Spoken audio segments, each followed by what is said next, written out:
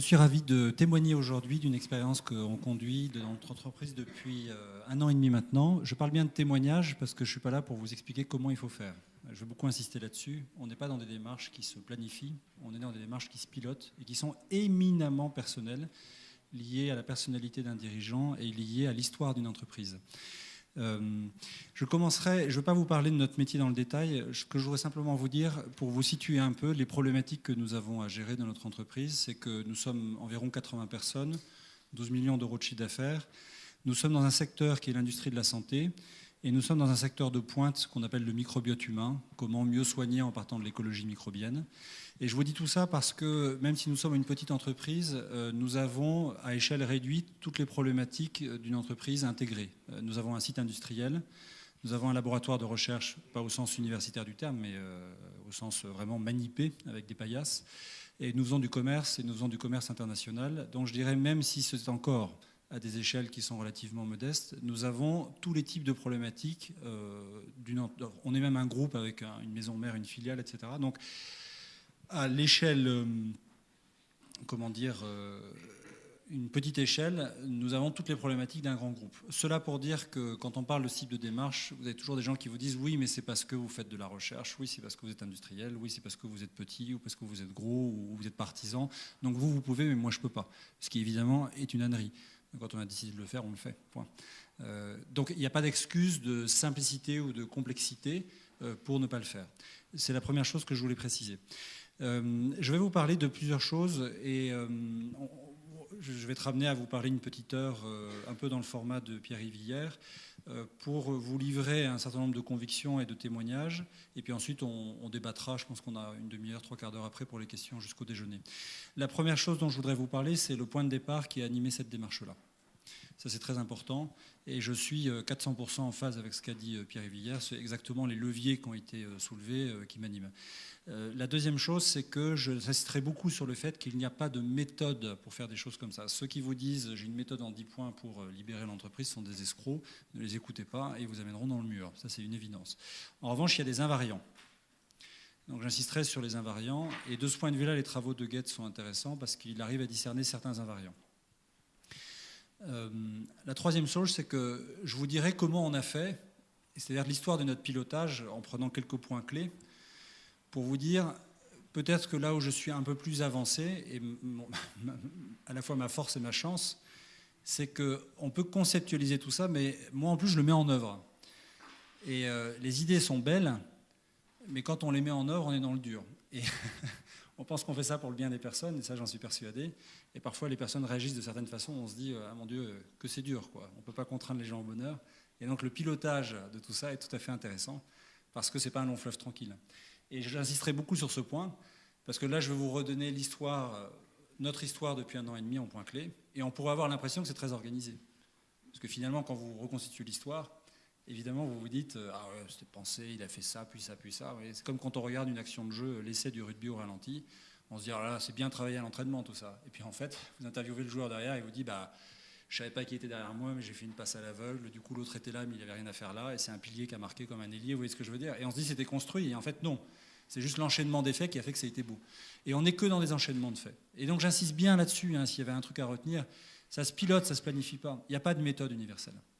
Alors, en introduction, si je challengeais un peu nos amis Bertrand, Émilie et Xavier, qui sont 3 chercheurs qui sont venus nous voir en disant « Il paraît que vous faites ça chez vous, est-ce qu'on peut suivre la démarche ?» Je leur dirais « C'est dommage qu'ils ne m'aient pas demandé mon avis pour faire l'invitation, parce qu'ils ont dit que je libère une entreprise. Or, je suis contre ce terme. Et en plus, ils ont mis un titre, ils ont dit DG. Alors, je ne suis pas DG, je suis président. Et en plus, dans cette démarche-là, je ne me conçois pas comme un président ou un DG, mais comme un animateur. Donc aujourd'hui, je suis un animateur qui, dans son entreprise, essaye de mettre en place une organisation du travail qui permet de mettre au centre le travail en tant que tel, en tant qu'acte. Exactement ce qu'a dit Pierre-Yves Villers. Pas le concept de travail, mais le travail vivant, les actes du travail. Et qui met l'homme, l'être humain, au centre de cette organisation, dans le sens où, une fois que l'organisation doit être au service des actes concrets du travail, le travail lui-même est au service du développement de la personne. C'est la double dimension réflexive que citait Pierre-Yves Villers. Le travail est un moyen pour créer un objet, mais l'objet sert le sujet parce que par le travail, la personne se réalise. Et la question, c'est comment on met en place concrètement une organisation du travail qui permet ça. Par rapport à ça, je voudrais évacuer quelque chose, et c'est pour ça que je suis contre le terme de libération, pour plusieurs raisons. D'abord, la libération, on parle beaucoup en tendance faible de management des entreprises dites libérées. Et donc il y a des gens qui disent « je vais libérer mon entreprise ». Alors, je suis contre parce que d'abord, je trouve que c'est une insulte au passé. Moi, j'ai piloté mon entreprise pendant longtemps dans une structure pyramidale organisée avec un codir, des budgets, un reporting, etc. Je ne l'ai pas mise dans le mur. Je ne pense pas non plus avoir insulté les personnes. Je ne pense pas qu'elles étaient foncièrement malheureuses. Il y avait beaucoup de dysfonctionnements que j'ai appris à découvrir, à discerner, mais je n'ai pas fait quelque chose de mal. Les gens n'étaient pas en prison. Dire « je libère », c'est arriver comme une espèce de gourou charismatique qui dit « avant vous étiez malheureux, maintenant vous allez être heureux ». Non, évidemment que non. Donc c'est la même personne qui vous parle. Moi je pilote cette entreprise depuis 7 ans et je dirais pendant 5 ans je l'ai pilotée de façon classique, managériale, comme on m'a appris en école de commerce ou comme j'ai appris dans mes autres expériences professionnelles avant. Donc pour cette première raison, je suis contre le terme de libération. La deuxième chose, c'est que ça laisse à penser qu'il y a une méthode pour libérer les entreprises et qu'il y a les organisations libérées et les autres. Ce qui est une énorme bêtise. Une énorme bêtise. C'est une démarche qui est personnelle. Donc quelqu'un qui dit « moi je suis de l'école des entreprises libérées et toi, moi je suis de l'entreprise des entreprises hiérarchisées, etc. » c'est une bêtise parce que c'est beaucoup plus compliqué que ça. Chaque entreprise a son histoire. Donc je suis contre ça et notre grande fierté à nous, c'est d'avoir trouvé un nom pour nommer la démarche qui est la nôtre et nous nous définissons comme une SARA, une société à responsabilité augmentée. C'est un clin d'œil par rapport au SARL. Parce que justement, l'organisation traditionnelle des entreprises tend à limiter la responsabilité des personnes, SARL. Évidemment, là, juridiquement, on parlait de la responsabilité pénale d'un dirigeant ou civile si jamais il y a un certain nombre de problèmes. Mais notre grande fierté est d'avoir trouvé un nom qui baptise une démarche qui est la nôtre. Nous sommes une SARA. On n'est pas libéré ou je ne sais pas quoi, une organisation apprenante ou de l'autogestion, j'en sais rien, tout ça je m'en fiche, je ne veux pas savoir ce que c'est. Nous, on est une SARA. Donc si c'est à refaire, je suis un animateur d'une SARA. Et le SARA, ça consiste à dire je mets en place une organisation du travail qui permet ça. Alors, j'insiste aussi là-dessus, et c'est la dernière raison pour laquelle je suis contre le terme de libération d'entreprise, c'est que la libération laisse à penser que chacun fait ce qu'il veut et qu'il n'y aurait plus d'organisation. Or, c'est faux. Il y a forcément une organisation du travail. Pour rebondir sur ce qui a été dit hier, la perversion des organisations aujourd'hui, c'est qu'elles se pensent comme des structures qui se suffisent à elles-mêmes. C'est-à-dire qu'on ne dit pas... Et Pierre-Yves ne disait pas hier, il ne faut pas d'organisation. Il dit la perversité aujourd'hui, c'est que le fait d'être organisé pense que ça suffit. Vous voyez le truc ? On a oublié pourquoi on doit s'organiser, parce qu'on oublie l'objectif, donc le bien commun. Mais de la même façon qu'il n'y a pas de communauté sans bien commun, toute communauté est fondée par un bien commun, il n'y a pas de communauté sans règles de fonctionnement. Parce que pour atteindre le bien commun, il faut se donner des règles. C'est une évidence. Donc il y a une organisation. La perversité vient du fait que l'organisation aujourd'hui pense qu'elle se suffit à elle-même. Autrement dit, vous avez aujourd'hui dans les organisations traditionnelles des strates de personnes qui généralement sont payées les plus chères et qui pensent qu'elles sont vraiment au boulot parce qu'elles organisent un reporting ou qu'elles produisent des indicateurs. Ça, c'est une perversion. Et en plus, ils vous disent heureusement qu'on est là, sinon on n'irait pas loin.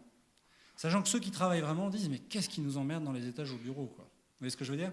Donc il y a des gens qui disent heureusement qu'on est là et d'autres qui disent mais si on les virait, on irait 3 fois plus vite. C'est ça la perversion des organisations. Donc la question c'est comment on casse ça. Et on peut se poser la question de pourquoi les organisations ont venu à ça. Alors aujourd'hui il y a quelques pistes là-dessus, mais où est les réflexions moi, qui m'ont amené tout ça, c'est la financiarisation joue. Parce que la financiarisation nous pousse à penser qu'on est là pour faire du fric, dans des cycles très court-termistes. Donc un des grands malheurs de notre siècle, c'est de penser que l'entreprise se pense comme une entreprise qui doit faire du profit. Évidemment, le profit est une condition, mais ce n'est pas une finalité.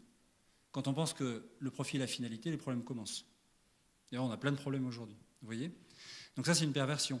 L'homme est probablement victime de sa technicité. À force de penser qu'il peut tout faire et tout mettre sous un microscope et tout comprendre et tout analyser, il pense qu'en faisant des indicateurs, il travaille. Ça, c'est probablement quelque chose... vous voyez. Il y a un déficit de bien commun, c'est évident. Quand on a perdu de vue l'objectif et qu'on pense qu'on est un dangereux gourou parce qu'on ose parler de bien commun, qu'on ose parler de sens, il y a une grande perversité qu'on retrouve dans la sphère politique aujourd'hui. Le bien commun de la politique qui est l'organisation de la vie dans la cité, l'organisation de la vie dans la cité, au service de la vie dans la cité, est perverti par le fait que chaque élite politique, quel que soit son bord, se pense comme je suis là pour survivre et créer mon job. Et je ne suis pas là pour penser de bien commun. Donc j'ai du mal à prendre des décisions difficiles. Donc vous voyez, il y a toute une série de facteurs qui expliquent ça, mais encore une fois, on parle bien d'une organisation du travail. Alors, L'organisation a une vertu, c'est qu'elle permet ou non le respect de l'être humain et elle permet ou non l'initiative. Mes points de départ personnels sont l'éthique. Alors, on ne va pas faire un cours d'éthique, on pourrait passer 4 heures, mais l'être humain, quelle que soit sa culture, son âge, qu'il soit Cro-Magnon ou qu'il soit au XXe siècle, est fait de telle sorte que la source de sa dignité, c'est sa capacité à poser des actes libres en toute responsabilité. C'est une des dimensions de sa dignité, il y en a d'autres, mais celle-là est fondamentale. L'être humain est capable de se projeter, pas l'animal. L'animal vit dans le temps présent, l'être humain se projette. Donc il est capable de construire. Cette liberté, cette responsabilité, source fondamentale de la dignité de tout être humain, s'exprime notamment dans une sphère qui est la sphère du travail. Évidemment, ce n'est pas la seule. Là, on parle que de la sphère du travail, mais qui commande une composante fondamentale. Plus spécifiquement, là, on parle de la sphère du travail dans l'entreprise, ce qui est un peu bête aussi, mais on ne peut pas parler de tous les sujets. C'est-à-dire qu'un mendiant travaille, il n'est pas dans l'entreprise. Il va au boulot quand il tape. Il vous dit, je prends à 8 heures, je prends à 9 heures, etc. Un moine travaille. Une mère de famille qui élève ses enfants travaille. Une mère de famille qui travaille dans l'entreprise, qui élève ses enfants, travaille doublement. Vous voyez ? Voilà. Là, c'est mon côté démago. C'est pour avoir toutes les femmes actives avec moi. Voilà. Mais néanmoins, nous, ce dont on va parler là, c'est le travail dans l'entreprise. D'accord ? Donc, la capacité de travail, on voit bien qu'elle est polluée par des tas de choses, parce que est-ce qu'on travaille pour avoir du fric ? Évidemment, on a besoin d'avoir du fric. Est-ce qu'on travaille dans l'entreprise ? Pas que, etc. Quand on regarde la philosophie du travail, généralement, on revient à des actes simples. Pierre-Yves parlait du potier hier ou de l'artisan. Oui, il faut analyser le travail de cette sorte-là, parce que c'est là qu'il est le moins pollué par des considérations d'organisation et de politique. Et quand nous, on travaille, mais même quand on travaille son revers au tennis, ou quand on travaille le nombre de pompes qu'on fait le matin au réveil, etc., c'est du travail. Et à chaque fois, la dimension commune dans le travail, c'est de se dire, l'homme libre et responsable se projette et se donne un objectif. C'est le premier acte. Le deuxième acte, c'est qu'il se donne des moyens. Le troisième acte, c'est qu'il met en œuvre les moyens qu'il a choisis. Le quatrième acte, c'est qu'il adapte les moyens au fur et à mesure, parce qu'il y a toujours un écart entre ce qu'on pensait faire et ce qu'on fait. Et le dernier acte, c'est qu'il contemple son travail. L'objet de contemplation, Simone Veil, c'est exactement ça, c'est-à-dire que donner aux personnes la possibilité, avec fierté, pas orgueil, fierté, de travailler et de contempler son œuvre. Autrement dit, ce qu'on fait en Marcel tous les dimanches après-midi quand on taille la haie ou quand on passe la pelouse, on dit aujourd'hui projet, je vais tondre la pelouse, sinon ma bourgeoise va encore râler, etc. Donc projet. Moyen, je choisis la tondeuse.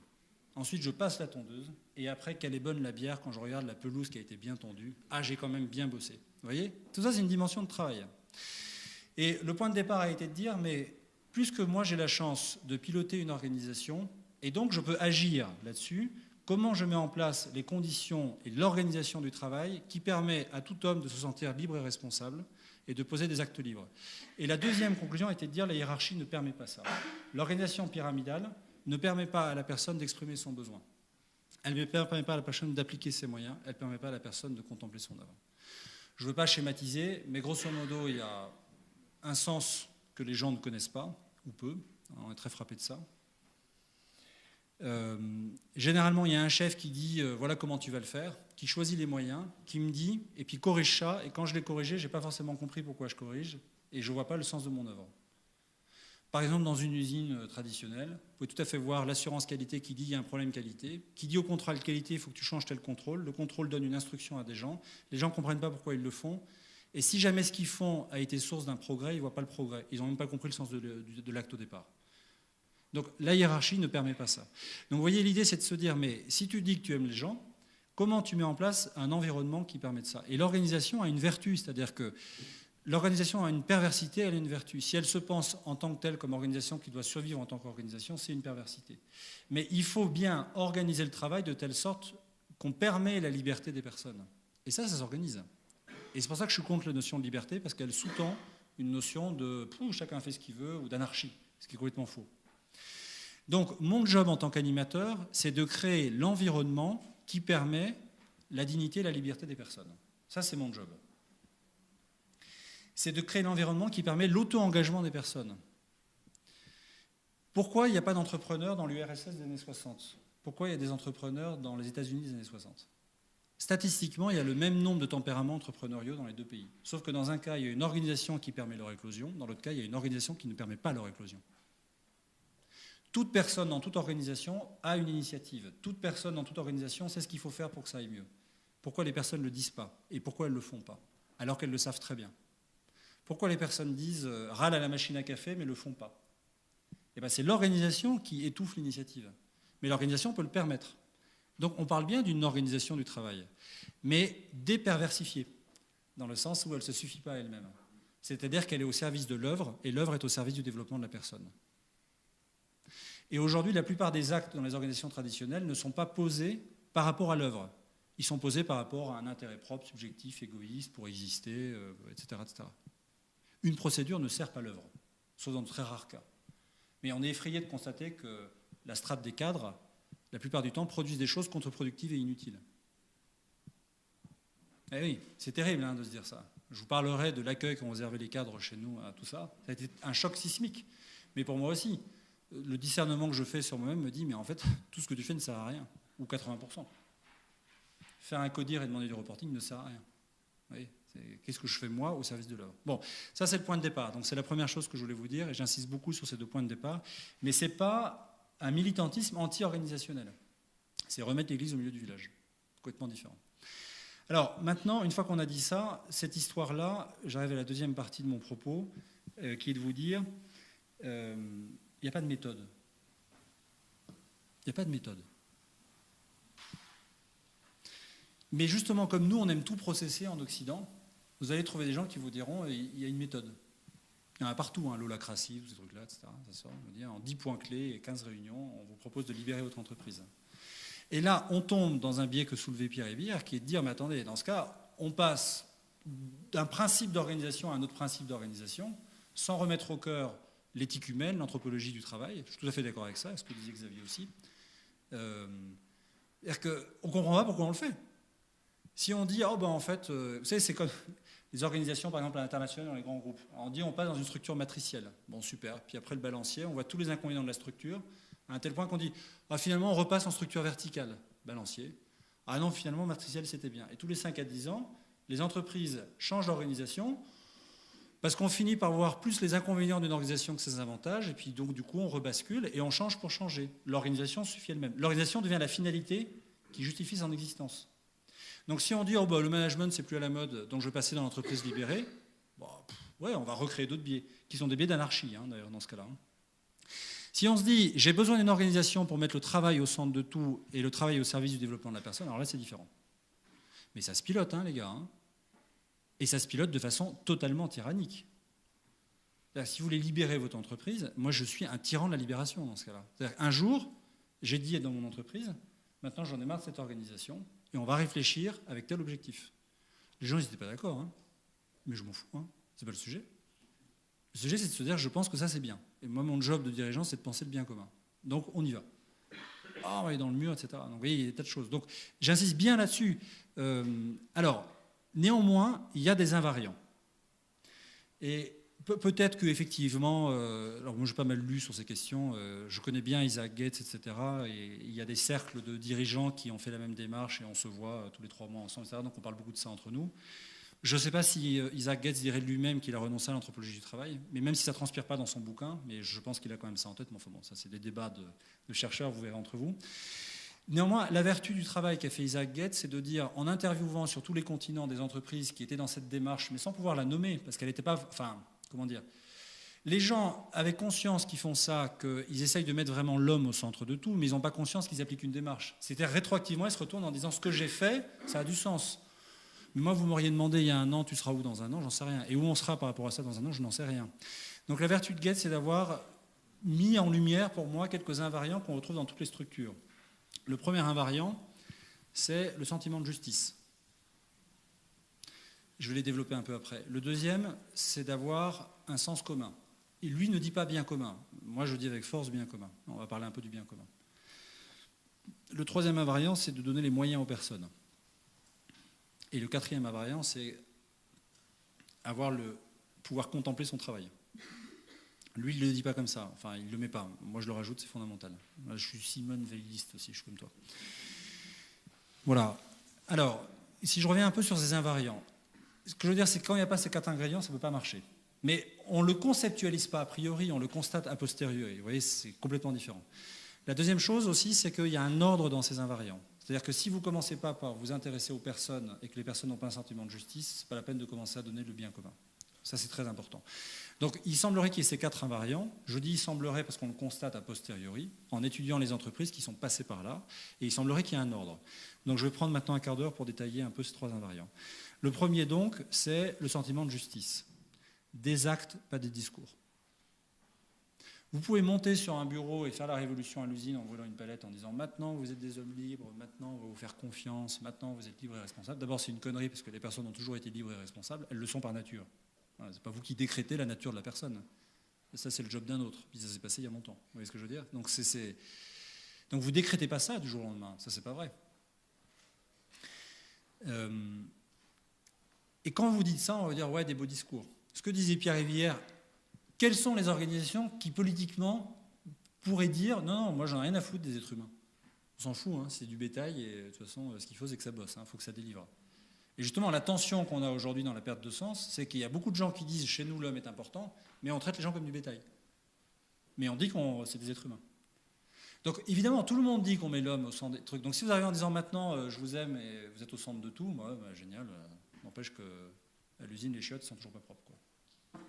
Donc, la première chose à faire, c'est de montrer par des actes qu'on s'intéresse aux personnes. Et le sentiment de justice, il est inhérent à la personne. Si les personnes voient des actes injustes, alors elles ne s'engageront pas. Parce qu'elles disent, la justice élémentaire, c'est que si je ne suis pas respecté dans ma dignité d'équité, je ne parle pas d'égalité, hein, d'équité, ça veut dire qu'on me dit qu'on m'aime et qu'on ne m'aime pas.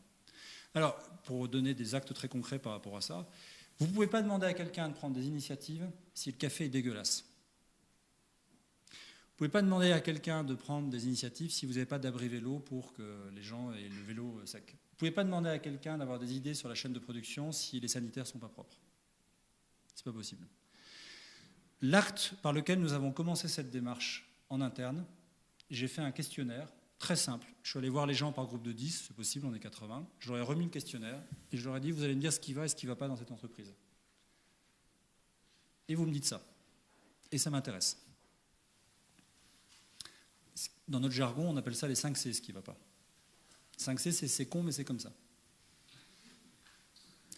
Dans toutes les organisations, les gens disent « mais je le fais, mais qu'est-ce que c'est débile, quoi ». C'est-à-dire que généralement, le drame des organisations qui suffisaient elles-mêmes sans finalité, c'est que les gens, tous les jours, font des actes qu'ils ne feraient jamais dans leur économie personnelle, dans leur foyer ou dans leur club de sport, etc. Jamais.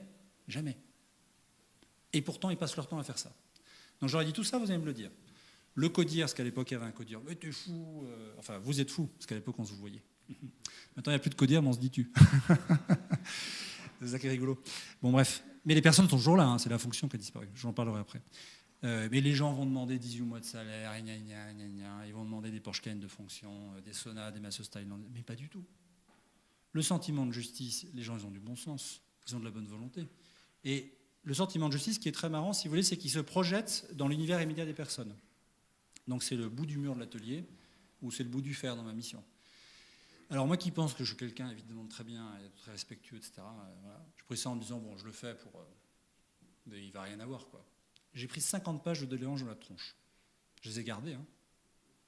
Et je vais vous donner la liste des doléances. Il n'y a pas d'abri de vélo, il n'y a pas de table pour déjeuner dehors. Là, les douches ne sont pas propres. C'est-à-dire que dans une entreprise que je devrais connaître, 80 personnes, on n'a pas 100 000 m² d'usine, je vais aller voir la tronche des douches. On a dit, il n'y a pas de douche là. Enfin, il n'y a pas de douche, il y a une douche, mais elle est sale. Je suis allé voir, c'était Zola.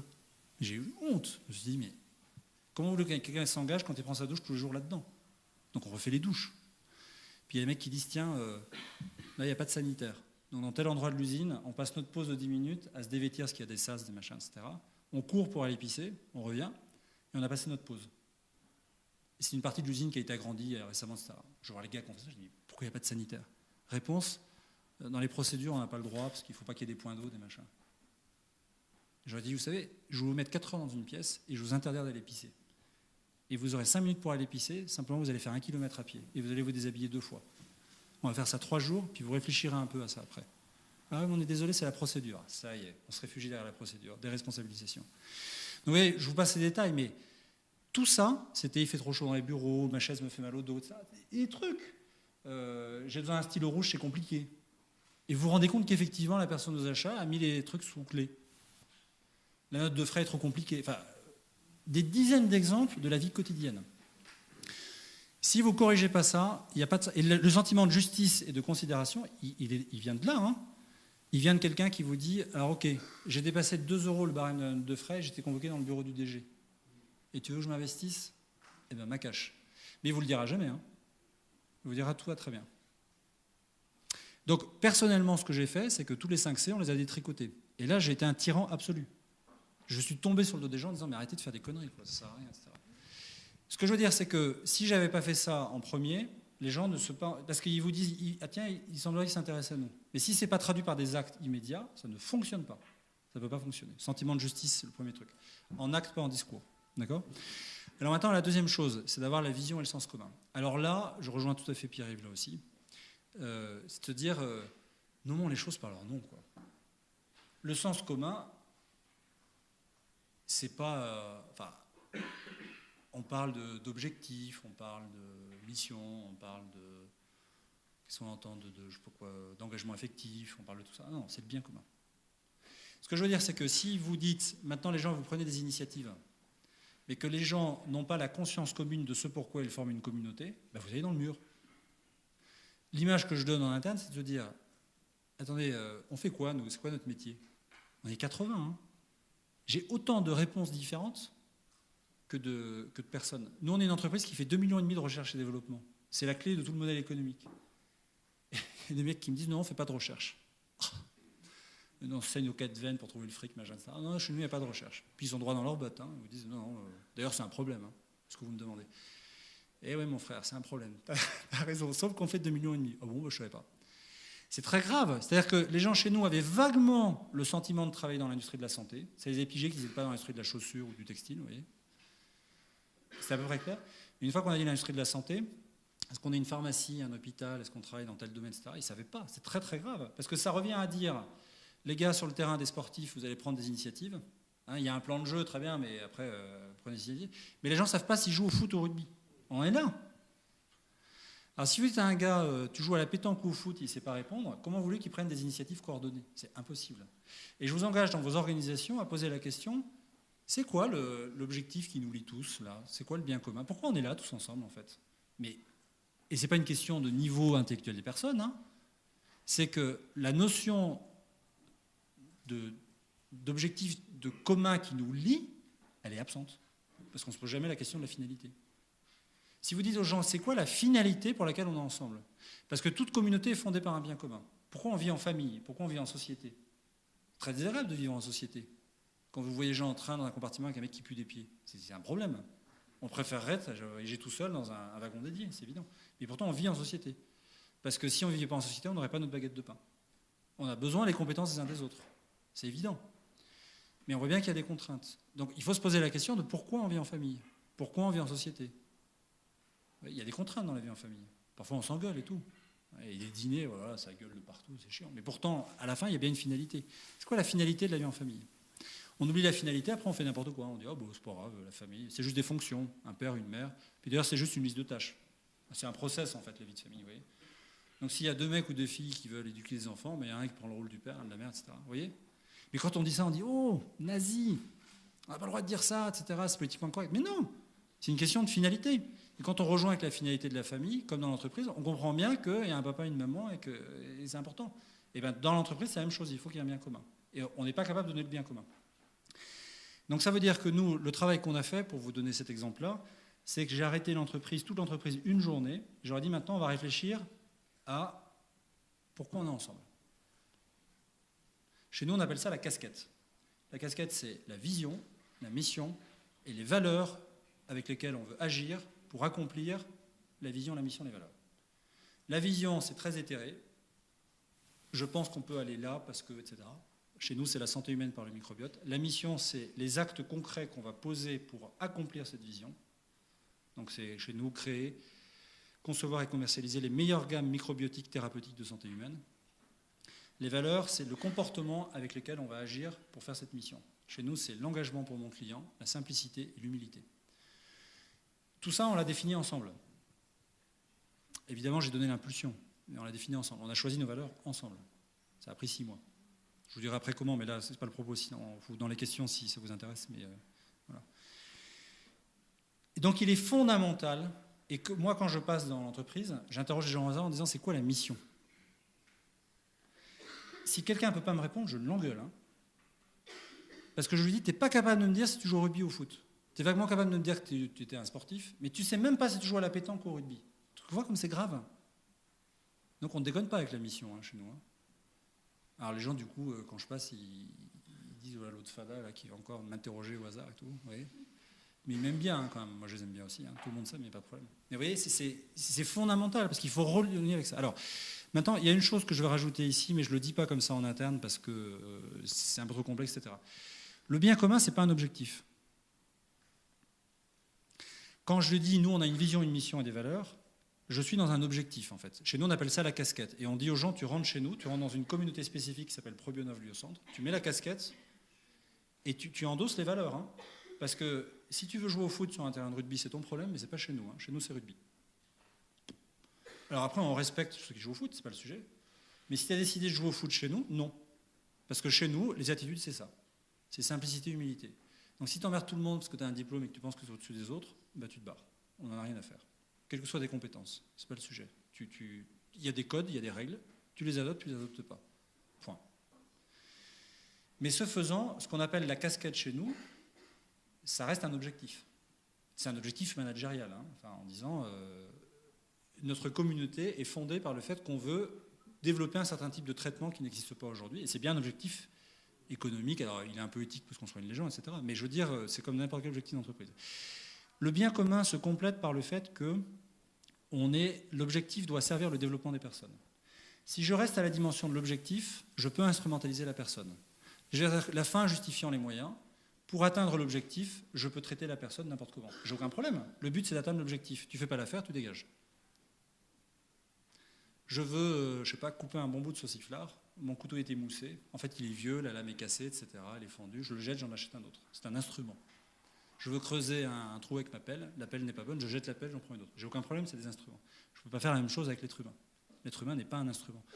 Si je dis le bien commun est un objectif d'entreprise, alors j'ai le droit, philosophiquement, hein, d'instrumentaliser les personnes. Parce que pour atteindre l'objectif, je fais ce que je veux avec les gens. Je leur hurle dessus, etc. Et c'est ce qui se passe souvent dans les entreprises, hein, enfin les entreprises, les organisations, c'est que les dérives, je dirais, c'est que les gens ont l'impression qu'on leur parle n'importe comment, alors qu'on dit l'homme est au centre de tout. Alors qu'on va dire à une personne, mais t'es mauvais, t'es nul, machin, etc. C'est inacceptable, etc., etc. Je reviendrai sur l'autorité après, ça ne veut pas dire qu'il n'y a pas d'autorité. Mais il y a des conditions d'exercice de l'autorité, qui fait qu'on ne va pas condamner la personne dans toute sa personnalité parce qu'elle a fait quelque chose qui est contraire à la mission. En revanche, si quelque chose est fait, un acte est posé, il est contraire à la mission, évidemment, on le dit. Ah bah, oui, parce qu'il faut bien l'atteindre, cette mission. Donc la dimension de bien commun, elle est complétée par le fait que, et c'est exactement la réflexivité du travail que disait Pierre-Yves hier, c'est que le travail est au service de l'homme pour aider à l'homme, l'être humain, à devenir ce qu'il est. J'ai besoin, par le travail, de révéler mes qualités, de les développer. Elles sont en germe, mes qualités. Federer, il n'était pas premier mondial à 5 ans. Il a travaillé pour arriver à ça. Donc j'ai mes qualités, mais mes qualités se révèlent et se développent par le travail. C'est une dimension qui est fondamentale. Donc je ne dois jamais oublier ça. C'est que la mission, elle est au service de la personne. Mais la mission est première. Quelqu'un me dit, en fait, j'ai bien réfléchi, mon job, mon amour de ma vie, c'est être garçon pâtissier. Je lui dirais, c'est super, mais je ne peux pas t'offrir ça. Parce que notre mission, ce n'est pas du tout faire de la pâtisserie. Donc, au revoir. Vous voyez ? Donc la mission est bien première. Mais une fois qu'on a posé la mission comme un acte premier qui fédère la communauté, comment je ne perds jamais de vue que la mission doit servir le développement des personnes ? Et bien c'est ça l'objectif commun. Alors, vous voyez, quand Goetz, par exemple, met cet invariant là, il va dire qu'il faut qu'il y ait un objectif commun, sinon on est désorganisé. Il va parler d'objectif d'entreprise. On peut rajouter la dimension anthropologique, qui est fondamentale. Ça, je suis tout à fait d'accord avec ça. Voilà. Fondamental. Troisième invariant, c'est les moyens. Alors ça, c'est tout bête. Mais quand quelqu'un n'y arrive pas, il faut se poser la question, est-ce qu'il n'y arrive pas ? Parce que, enfin, si la personne n'a pas les moyens, bah, elle ne bosse pas. Bon, voilà, je ne vais pas m'apesantir sur les moyens, mais c'est tout bête. Mais souvent, on est en face de gens dans l'entreprise qui pourraient faire des choses, mais qui n'ont pas les moyens. Les moyens, on n'a rien inventé, hein, ils sont de 3 ordres. Il y a des moyens financiers. Il y a le temps. Le temps est un moyen important. Ah, mais laissez-moi juste le temps, quoi. Vous voulez qu'on fasse un lancement et qu'on soit leader au bout de 3 mois ? Laissez-nous le temps, c'est évident. Enfin, le temps, c'est la dimension dans laquelle on s'incarne tous. La troisième chose, c'est les compétences. Je parle bien de compétences et pas de personnes, parce que les personnes ne sont pas des moyens. C'est-à-dire qu'on ne travaille jamais seul. Pour faire du pain, je vois un boulanger. Donc j'ai besoin de la compétence du boulanger. Je n'ai pas besoin du boulanger, hein, sinon je l'instrumentalise. Sinon je fais du boulanger plus un être humain, mais une machine à produire du pain pour que je petit déjeune bien le matin. Ce qui ne va pas. Mais j'ai besoin de la compétence du boulanger, et de l'électricien, et du maçon, enfin, tout ce qu'on disait hier à la boutique, etc. Mais j'ai besoin des compétences. Donc dans quelle mesure les personnes sont capables de se mettre ensemble pour trouver les bonnes compétences et dire, voilà. Donc il y a tous ces moyens-là. Je voulais juste réfléchir là-dessus, dans quelle mesure les organisations laissent en libre accès les compétences. Et souvent les personnes ont le sentiment de lutter contre l'organisation pour avoir les moyens. Je négocie les moyens contre l'organisation, là où je devrais négocier contre mon concurrent. Vous voyez ? Et je négocie les moyens alors que l'organisation devrait me les donner. L'organisation, si elle est au service du travail, elle donne les moyens. C'est pour ça que quand les fournitures de bureaux sont sous cloche, avec quelqu'un par qui il faut passer pour avoir un stylo rouge, le mal est très très très très profond. Parce qu'on se dit, si pour un stylo rouge, je dois négocier et remplir un formulaire, ce qui est très humiliant, le jour où je vais demander 100 000, et après je négocie mon budget. Vous voyez ? Je négocie mon budget. Puis, comme on pense que je suis malhonnête, on me dit par défaut, je te mets moins 20%, parce que je pars du principe que je l'ai gonflé de 20%. Alors qu'en fait, je n'avais pas gonflé de 20%, donc on ne me fait pas confiance. Ça, plus la fourniture de bureau, si vous voulez, le mec, il applique son procédure, et puis il lance son produit, puis il s'en fout, quoi. Mais il est en tension contre son organisation. Et là, on est dans la perversité de l'organisation qui se suffit elle-même, parce qu'elle contrôle, parce qu'elle machin, etc. Bon. Donc ça, c'est la question des moyens. J'insiste bien sur la question des moyens, parce que si on s'amuse, comme on l'a fait dans notre entreprise, à recenser les actes qui sont vraiment au service de la mission, et la mission vraiment au service du développement de la personne, il est triste à dire que plus de 80% des actes que nous posons ne sont pas directement au service de la mission. Ce sont des actes inutiles et contre-productifs. Et il faut tuer tout ça. Et là, je peux vous dire, vous ne demandez pas l'avis aux personnes. Il y a un travail, nous, qu'on fait en tant qu'animateur pour dire, mais ce que tu fais, quel est le sens de cet acte ? Et est-ce que tu peux rattacher cet acte à la mission, ce que chez nous on appelle une base, peu importe pour l'instant, et à la mission générale de l'entreprise ? On a eu des grands débats en interne. Alors, je vais vous donner un exemple concret. Vous voyez, l'économie des moyens, ça va très loin quand on pousse le raisonnement. Parce que c'est, en fait, les moyens, l'organisation qui se suffit elle-même, c'est un moyen qui se prend pour une fin. C'est toujours la même chose. Et le moyen est un moyen d'obtenir une finalité. Donc, moi, par exemple, je vais voir les comptables, je leur dis, quelle est la mission de la comptabilité ? Quelle est la finalité de la comptabilité ? Je dis moyen quand je dis la mission, pardon, quand je dis finalité. Bon, ouais, les gens, bon. Alors, je dis, c'est quoi ? À quoi ça sert la compta ? Réunion de plusieurs heures, en plusieurs fois, pour que la compta arrive à dire, notre mission, entre autres, il y en a plusieurs, mais peu importe, c'est d'arrêter les comptes. Ça, c'est la mission de la comptabilité. Mais avant, les gens vous ont fait la liste des tâches. On fait toujours les moyens. Les moyens pour arrêter la comptabilité, c'est d'encoder des factures, de payer des fournisseurs. Alors les gens, ils font des listes de 150 pages, ce que je fais, tout ça. Mais oui, ils travaillent, c'est parce que je contacte. Je dis, mais attends, ça c'est un moyen. C'est quoi la fin ? En quoi la compta manque si elle n'est pas là ? Arrêter les comptes. Ah, super. Deuxième étape. Explique-moi la finalité d'une note de frais. Allez, on y va, on réfléchit. Alors, plusieurs réunions de plusieurs heures. Alors là, vous avez tout. Parce que le problème des fonctions dites support, que chez nous on appelle des générateurs d'autonomie maintenant, c'est que pour montrer qu'elles bossent, elles créent des procédures pour montrer qu'elles existent. C'est inconscient, c'est pas forcément qu'une perversité, mais elles disent, vous avez vu comme on est au boulot, la belle procédure de note de frais qu'on vous a fait, on a du boulot à la compta. Alors on reprend. À quoi ça sert de faire une note de frais ? Alors là, vous avez tout. C'est obligatoire. C'est légal. C'est l'URSSAF qui le demande. Ok, on se revoit, vous me trouvez le texte de loi. On a cherché, il n'y a pas de texte de loi. Mais un jour, on a eu un contrôle URSSAF, ils nous ont dit que c'était bien quand même si les frais étaient mis là-dedans, parce que ça les aide. Ok, qui est ton client ? Les gens en interne. Ok, donc pas l'URSSAF. Non. C'est illégal si tu ne mets pas les frais ? Non. Donc ton client n'est pas l'URSSAF, donc on s'en fout. Alors c'est le commissaire aux comptes qui m'a obligé. Alors ok, on appelle ensemble le commissaire aux comptes. Le commissaire aux comptes, oui, c'est mieux parce que c'est tous des tempéraments. Bref. Ou tout procès, etc. Mais c'est pas légal. Ah, mais c'est l'expert comptable qui un jour a posé une question il y a 3 ans. Qui est ton client ? Pas l'expert comptable. Okay. Ah oui, mais c'est pour le contrôle. Ah oui, vous avez raison. Alors tu vois, moi je suis l'animateur et je décrète qu'en fait il n'y a plus de contrôle. Parce qu'on fait faire confiance aux gens. Ah oui, mais il y a des barèmes. Alors j'ai dit, horrifié, j'ai constaté dans mon entreprise qu'il y avait des barèmes pour les cadres et les non-cadres. Alors là, si vous voulez tuer la motivation, si vous voulez, vous faites ça, quoi. C'est-à-dire qu'un ouvrier en déplacement, il a moins faim qu'un cadre en déplacement. Non mais c'est aberrant, vous imaginez l'humiliation. Un gars, il invite un technicien à l'usine, il ne peut même pas aller l'inviter à déjeuner, il faut qu'il remplisse 3 formulaires, il faut qu'il rende la monnaie à 10 centimes près. Mais c'est une humiliation totale. Vous voyez. Mais ça, tous les jours, les gens sont humiliés par les organisations. Voilà. Donc on revient à ça. Donc je dis, il n'y a plus de barème, il n'y a plus de contrôle. Et ils arrivent à la conclusion, mais en fait, on a juste besoin des factures pour arrêter les comptes. Donc maintenant, les gens, ils mettent une enveloppe, ils mettent les trucs en vrac dedans, ils envoient la compta, elle additionne, et on a récupéré un tiers temps sur les notes de frais à la compta. Ils saisissent, et on s'en fout de savoir qui a dépensé quoi. C'est pas le sujet. Voilà. Et bien ça, on est en train de le répéter des dizaines, des centaines de fois à tous les échelons de l'entreprise, et nous tuons les tâches qui ne sont pas des vrais moyens pour atteindre la mission. Vous voyez, ça va très très loin. C'est la troisième dimension, c'est les moyens. La quatrième chose, c'est contempler le travail. Alors celle-là, elle est fondamentale.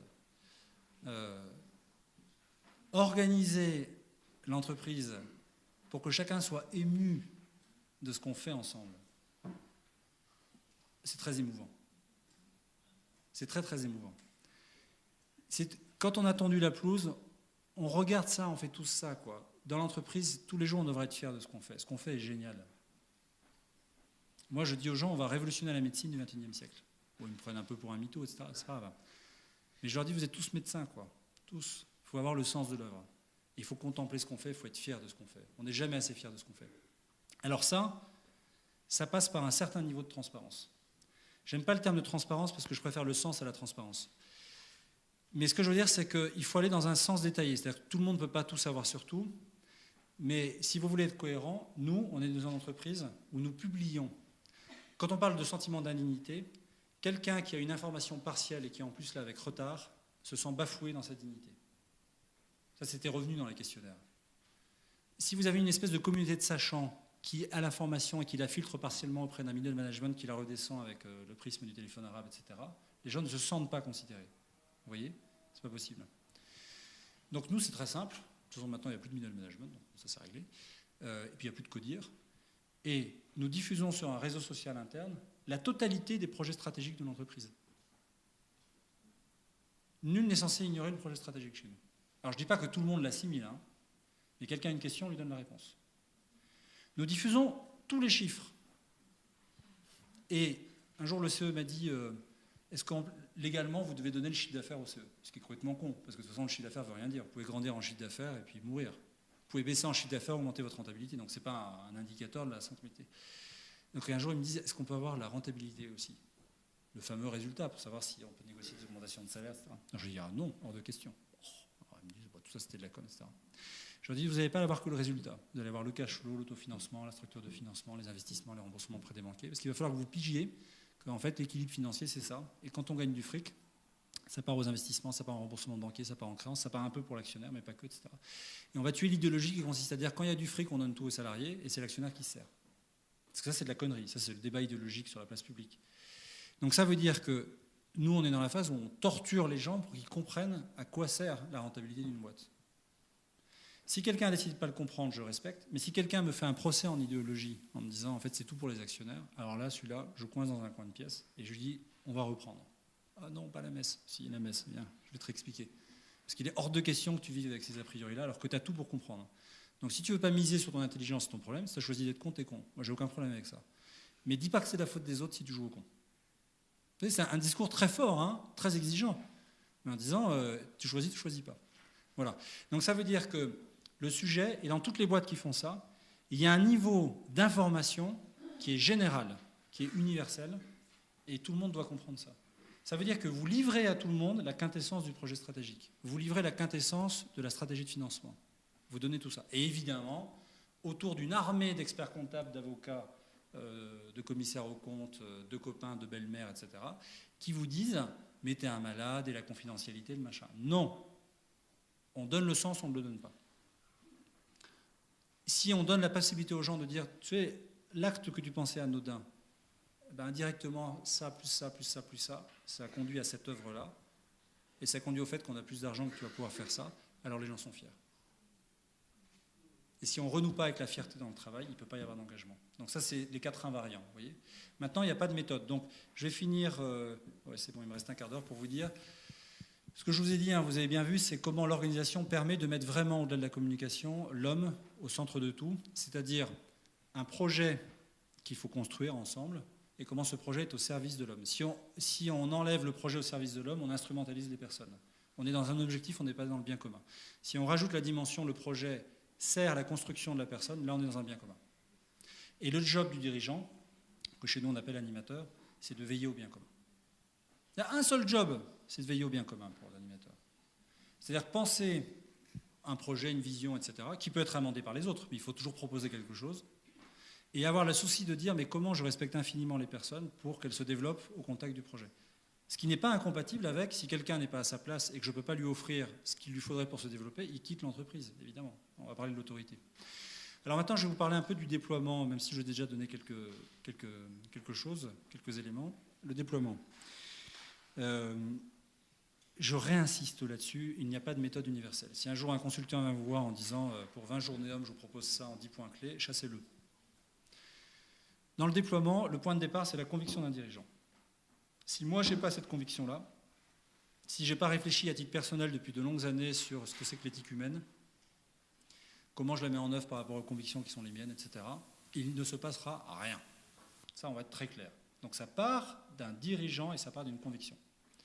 Ensuite, il ne faut pas perdre de vue les fondamentaux. Mais les fondamentaux, je vous ai donné, le sentiment de justice, contempler le travail, etc., ça renoue l'éthique humaine. C'est-à-dire que ce qu'on est en train de se dire, c'est que si vous allez dans le sens de l'éthique, dans le sens de la façon dont est profondément paramétrée une personne humaine, ça ne peut que fonctionner. Et il ne faut jamais perdre de vue ce qu'est un être humain. C'est juste ça, les invariants. Maintenant, comment je le pilote ? Alors là, je peux vous dire que le témoignage que je peux vous rendre, déjà, c'est que plus d'une fois, vous êtes au milieu du gué et vous vous dites, mon Dieu, qu'est-ce que j'ai fait ? Parce que plus d'une fois, vous ne savez plus vous-même où vous en êtes. Vous avez beau avoir cette foi intime que voilà, c'est ça qu'il faut faire, il y a des moments, c'est quand même le bazar. Bon, alors, je vais vous donner quelques exemples clés et je finirai par les points les plus contradictoires. Donc, je vous ai dit, nous, déjà, pour montrer aux personnes qu'on s'intéresse à elles et pour rétablir une notion de justice sociale basique dans ce qui empêche les personnes, on a arrêté l'entreprise une journée pour donner la vision, on a dit, dites-nous ce qui ne va pas, et puis ça, c'est un travail permanent, et on corrige derrière. Enfin, c'est pas moi, d'ailleurs, qui corrige. Vous voyez, l'après-truc, c'était de dire, vous voulez combien ? Faites-le. On veut 20 000. Et on va faire ça. Prends 20 000. Mais quel budget, quel machin ? M'emmerde pas, prends 20 000 et faites. Mais je vous dirai où j'en suis. Non, mais faites. Corrigez. Vous avez demandé 20 000, prenez 20 000. Bon, voilà. Donc les gens le font. Et ils développent des trésors d'ingéniosité après. L'abri vélo, il n'a pas coûté un sou. Les tables, elles ont été montées par un gars qui était un peu menuisier. Enfin, vous voyez ce que je veux dire. Donc ils sont allés acheter les planches et tout, etc. Mais puis ils disent, voilà, 20 000, oui, c'est cher, on ne va pas faire ça, on va le faire, ça, on attend un peu, etc. Enfin, vous voyez, les mecs, ils vous sortent des trucs. Il faut être admiratif. Bon, bref. Alors, après, ce qui est très compliqué, en fait, je me rends compte, si vous voulez, avec le recul, c'est que il y a un point de bascule. Au bout d'un moment, vous dites, maintenant, c'est comme ça. Le point de bascule qui est très délicat à piloter, c'est qu'à un moment, tout dirigeant a sa carte rapprochée qu'on appelle COMEX, CODIR, machin, etc. Et à un moment, vous arrivez à la conclusion que vous n'avez pas besoin de ces gens-là et que c'est contre-productif. Dans cette fonction, attention, parce qu'ils ont des compétences dont on a besoin. Faut pas, je parle des fonctions, je ne parle pas des personnes à chaque fois, que ce soit bien clair. Donc, il y a un moment où vous dites, les cadres et le middle management, dont 99% de l'énergie est tournée pour nourrir l'organisation, nourrir la bête, vous voyez ce que je veux dire ? Il faut arriver à leur dire tes compétences sont précieuses et on t'aime, mais il faut qu'elles soient tournées vers la mission de l'entreprise et pas vers l'organisation en tant que telle. L'organisation n'est pas une fin en soi, l'organisation est un moyen. Et en fait, ce qu'on dit à ces pauvres cadres, c'est de leur dire mais en fait, tu es un contre-moyen pour permettre d'atteindre la mission de l'entreprise. C'est ça qu'on leur dit en fait. Mais c'est ce que je me suis dit à moi-même. C'est-à-dire que moi j'ai piloté 5 ans cette boîte façon manager traditionnel. Très bien par ailleurs. De façon très charismatique, etc. Oui. Les gens vous disent, oh là là, il est brillant, tout ça, etc. Et puis en fait, on se dit, mais non, en fait, ce que je fais, c'est pas bon. Donc il y a un léger travail sur soi, si vous voulez, à faire. Et après, vous dites, vous décidez de le faire pour vous-même, ça va. Mais en fait, vous dites au cadre, tu vas le faire toi aussi. Mais sauf que le cadre, il n'a pas du tout dit qu'il voulait à l'origine, vous voyez ce que je veux dire ? C'est ça qui est très délicat. Donc, nous, quand on a lancé notre organomie, oui, parce qu'on n'a pas de hiérarchie, on a une organomie. Une organomie, c'est l'organisation qui permet l'autonomie des personnes.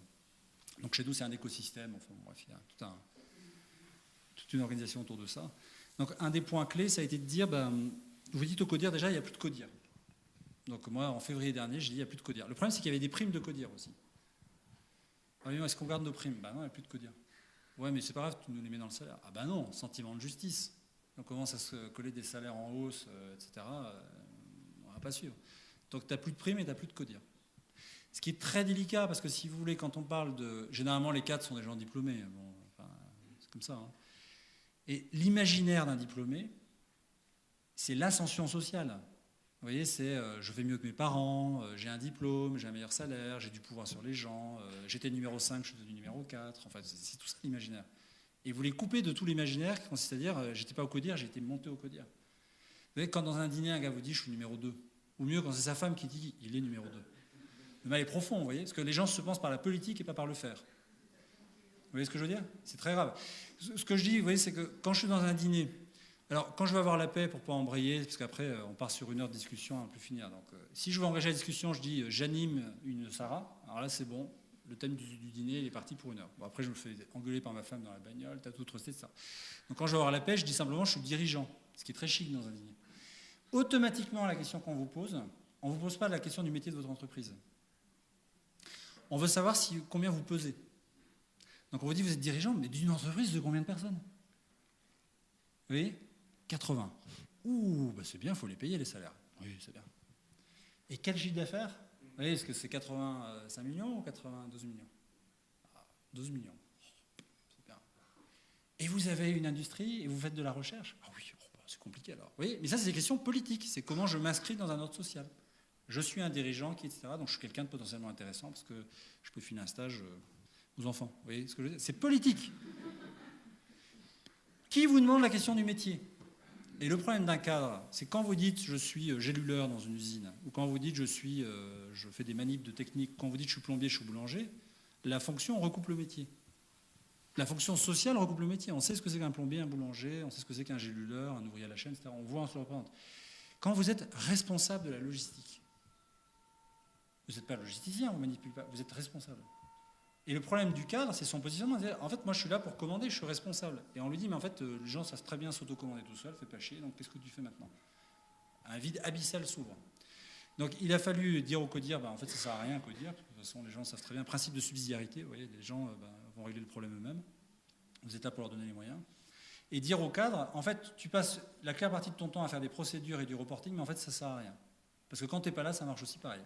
En revanche, quand il y a un gars qui manque à l'usine, on a produit 1 tonne de moins. Donc on voit bien que la personne a manqué à quelque chose.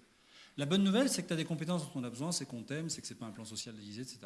Normalement, vous traumatisez complètement les gens.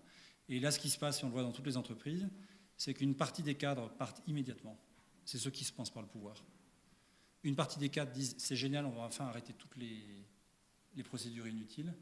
Et ils commencent à se déployer. Et comme généralement, c'est des gens qui sont polycompétents, qui ont un potentiel, qui sont un peu gabarités, etc. Enfin, parce qu'il faut reconnaître qu'il y a des différences de potentiel entre les personnes. Alors oui, ils s'éclatent. Et vous en avez un tiers, ça c'est les règles des 3 tiers, c'est ce qu'on voit, hein, c'est pas une règle absolue, qui, avant de basculer dans l'un ou l'autre camp, mettent 1 an ou 2. Mais ça finira par un départ ou par une auto-reconversion dans les nouvelles organisations.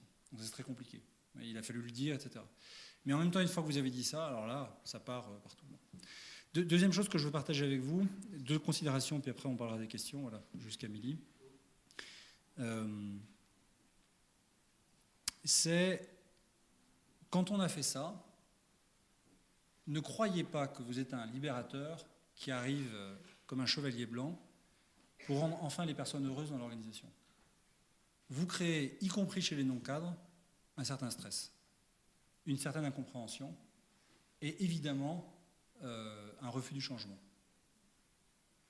C'est pour ça que je suis contre la notion de libération, parce que libération, c'est-à-dire Paris était occupé, et voilà, la 44e arrive, et hop, Maréchal Leclerc a un nom, un boulevard, vous voyez ce que je veux dire?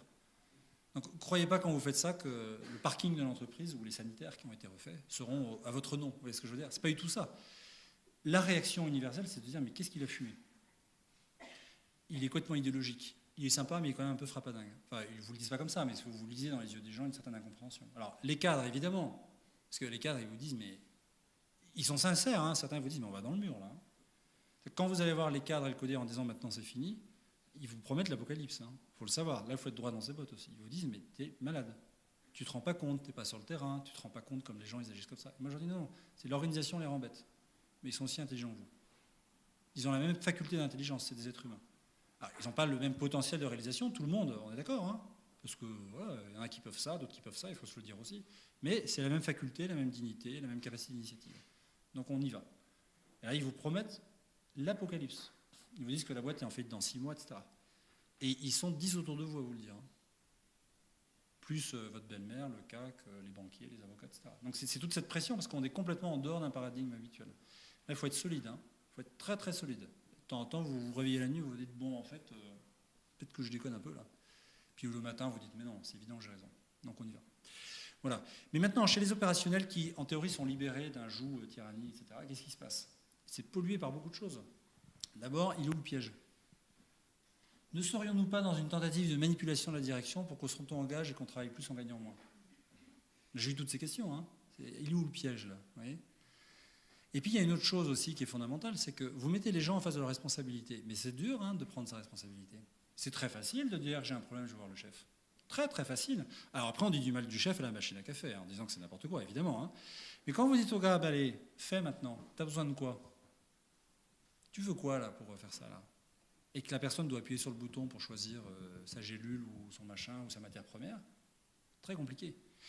Parce que la nature humaine, elle est faite pour la liberté, l'engagement, etc. Mais elle est aussi marquée par un certain nombre de faiblesses, l'orgueil, la paresse, les réalités. Vous allez avoir des gens qui vont se surengager et penser plus que ce qu'ils ne peuvent faire parce qu'ils disent, ils sont justement dans une logique de pouvoir en disant ah bah maintenant qu'on me fait confiance, moi je vais faire tout ça parce qu'ils veulent prendre le pouvoir justement qu'ils n'ont jamais eu. Et ils sont dans une logique de pouvoir. Ça, il y a des gens qui ne veulent pas s'engager parce qu'ils ont peur ou parce qu'ils sont paresseux. Il faut traiter ça aussi. Hein. Il faut pousser les gens à prendre leurs responsabilités. Il y a des gens qui font ça facilement, il y en a d'autres pour qui c'est un peu une torture hein, parce qu'on demande aux gens d'être engagés. Donc c'est pas des cris de joie partout. Mais dans la durée, les personnes commencent à réaliser que c'est quand même mieux. Mais au début, c'est très très difficile. Et là aussi, vous avez beaucoup de retours négatifs. C'est-à-dire vous faites ça pour le bien des personnes, enfin moi j'en suis persuadé, mais les personnes ne vous disent pas « merci, tu m'as sauvé hein. ». Elles vous disent aussi « bon, on va voir si c'est une nouvelle mode, donc on va commencer par rien faire, puis on va voir si ça tient dans la durée ». Mais blague à part, hein, parce qu'ils se disent « si je commence à m'émanciper, et finalement on revient et que le chef revient, je vais perdre mon job ». Donc je commence par pas bouger. Puis je sais très bien que la moitié de ce que je fais est inutile. Mais si je le dis, ben, je vais passer à mi-temps et je vais perdre mon boulot. Et ça, c'est des freins. Hein. Donc vous voyez, il faut être dans la confiance, dans la durée, etc. Pour obtenir l'engagement d'une personne, ça se gagne. Hein. Hein, le petit prince et le renard qui apprivoisent, etc. Il faut vous apprivoiser les gens là, hein, dans un truc comme ça. C'est pas automatique, c'est pas « ah merci, tu m'as brisé mes chaînes, grand sauveur, je te baise les pieds » et voilà. Ça ne marche pas du tout comme ça. Les gens sont d'abord paumés hein, et ils cherchent le piège. Voilà. Donc je voulais bien insister là-dessus, c'est pour ça que la notion de libération pour moi n'est pas fondée, parce qu'en fait c'est plutôt un combat pour que l'homme renoue avec sa vraie nature. Vous pouvez être un sportif de haut niveau et adorer ce que vous faites. Vous interviewez n'importe quel joueur de rugby qui vous dit « ma vie est juste géniale parce que je vis de ma passion ». N'importe qui vit de sa passion vous dit « c'est super ». Un peintre, un artiste, un rugby, et a conscience de privilèges qu'il a. Néanmoins, il sait très bien que pour réaliser ses qualités, il doit s'entraîner dur. Et tous les joueurs de rugby ne vont pas de gaieté de cœur à l'entraînement tous les matins. C'est pas vrai. Et le matin, ça coûte, quoi. Même moi, j'adore ce que je fais. Le matin, je dormirai bien 2 heures de plus. On voit bien qu'il y a un effort pour réaliser et devenir ce qu'on est. On est conçu pour se réaliser dans l'effort et dans le travail. Alors, quand on dit qu'on dévalorise la valeur travail, le travail n'étant pas une valeur, d'ailleurs. Et c'est vrai, les 35 heures, tout ça, c'est terrible dans l'imaginaire occidental, parce qu'on dit le travail, c'est mal, mais pas du tout. On ne retient que la pénibilité, parce qu'il n'y a plus le sens, que disait Pierre Villard. C'est évident. On a besoin du travail pour se réaliser. Mais c'est une décision libre où je prends sur moi. Si je fais une marche de 20 km, parfois je peux avoir envie de m'arrêter. Et j'ai peut-être besoin de quelqu'un qui me botte les fesses en disant « tu marches encore 10 bornes ». Pour mon bien. Donc voilà. Et le lien avec la dernière chose que je voulais dire, c'est sur la notion d'autorité qu'on a commencé à évoquer hier. Et je voulais vous dire que ces organisations du travail, puisque c'est une organisation du travail, il y a une omniprésence de l'autorité, mais on chasse le pouvoir. La hiérarchie bête qui dit « fais ça parce que je te l'ai ordonné », ça c'est le pouvoir. Voilà. Tu es un sujet, mais je fais de toi un objet parce que je ne t'ai pas demandé ton avis, je t'ai dit tu vas faire ça parce que je te le commande. Sujet-objet. Voilà, la définition est remarquable de Weil là-dessus. L'autorité, c'est aider le sujet à rester toujours plus sujet, à devenir ce qu'il est. tu es fait pour prendre des initiatives, on va t'y aider. Fais ce que tu penses qui est le mieux. Une dimension qu'on n'a pas évoquée hier, que je voudrais souligner avec vous, la racine de l'autorité, autor, c'est l'auteur en latin. L'autorité dans un système comme ça, c'est celle de la compétence. Celui qui fait, c'est le principe de subsidiarité. La première autorité, c'est de permettre aux gens d'engager ce qu'ils pensent qu'ils doivent engager pour qu'ils soient auteurs de leurs actes. Donc c'est l'autorité du faire, c'est l'autorité de la compétence, c'est l'autorité de l'auteur. Parce que moi j'ai cette compétence et que je prends tel moyen, je réalise quelque chose que nul autre que moi pouvait réaliser parce que c'est mon charisme, c'est ma qualité, c'est mes compétences. C'est ça l'autorité. Et il y a une autorité qui est hyper exigeante. Simplement, et c'est ce qui commence à se passer chez nous, quand il y a un déficit d'autorité, c'est qu'il y a un déficit de compétence. C'est que quelqu'un qui doit faire son job ne le fait pas. Et qui le dit à ce moment-là? C'est plus le chef, c'est les personnes entre elles. Il y a un niveau d'exigence qui est en train d'arriver chez nous parce que les personnes disent « Toi, dans l'équipe, tu devrais faire ça, tu ne le fais pas, et c'est pas acceptable parce que tu nous mets tous en danger. » Mais ce n'est pas le chef qui le dit. C'est les autres qui disent « Maintenant, toi, on commence à en avoir marre de tes actes-là. On commence à en avoir marre parce que tu ne fais pas ce que tu fais. » Il y a un déficit de compétences. Et quand il y a un déficit de compétences, qu'est-ce qu'on fait? Et alors là, c'est là, vous voyez, qu'il y a un discernement qui est, pour moi, enfin, qui est le plus compliqué dans cette démarche, et c'est là que ça devient une personne, et je finirai sur ces deux types de discernement. Quand quelqu'un pose des actes qui ne permettent pas d'accepter, d'atteindre la mission de l'entreprise, doit-on tolérer ça parce que l'homme est bon, et parce qu'on est gentil, parce que c'est mon frère, etc., etc. Non. On ne tolère pas que quelqu'un ne fasse pas son boulot. Et il ne faut pas tout confondre, vous voyez, c'est pas en fait il s'est librement engagé, il a fait ce qu'il pensait que c'était bien, donc il fait n'importe quoi, mais c'est pas grave. On lui fait une bise et ça continue. Mais surtout pas, vous faites ça, vous allez dans le mur dans la minute.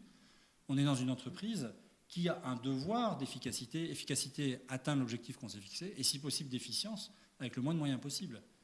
Parce qu'il y a une concurrence mondiale, parce que le monde, c'est pas les bisounours, etc. Donc on a le devoir de faire ça. En revanche, si on renoue avec le bien commun, pour moi en tout cas, on a le devoir de se dire, si la personne pose un acte qui ne sert pas à la mission, pourquoi le fait-elle? Elle a forcément des motivations. On doit les discerner. C'est-à-dire, avant de condamner la personne dans son entièreté, tu es nul, tu es mauvais, tu dégages, on dit, tu es quelqu'un de libre et responsable, tu es quelqu'un d'intelligent, si tu agis comme tu agis, pourquoi tu agis comme ça? On va essayer de comprendre ensemble. Et le job de l'animateur dans ces moments-là, on est plusieurs animateurs dans l'entreprise, est de dire, bon, est-ce que déjà la personne a le sens de ce qu'elle fait? Souvent, on agit connement parce qu'on ne sait pas ce qu'on fait. Est-ce qu'elle a le sens?